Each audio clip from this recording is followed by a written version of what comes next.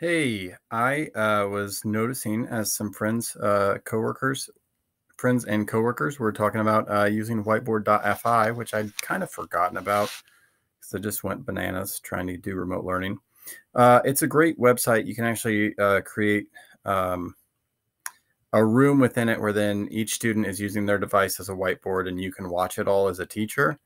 I've already created this room and it occurred to me, uh, I wondered if I could do this, and I actually can. So my students would go to this address. This was generated at the beginning when I made my class, which I'm not showing you here, but it's pretty user-friendly. So just go to whiteboard.fi and sort that out. When you get to this menu, you've got my class and you've got my whiteboard.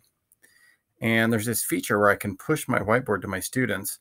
And so I thought, hey, for formative practice, it might be interesting with my third graders. I might do it with multiplication facts in October, where I could have flashcard images that I could push out and then I could watch them on their devices solving it.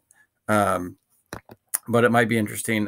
Just as I was doing another video, I actually was talking about some more primary things. So I've got this screenshot I took of letter A practice. So, and I actually could have done the whole thing. I cut it in half for that assignment. But so now I can actually push this out to students. And then when I click on my class, when the students are in there, what I'll see in this area is all of their whiteboards populating.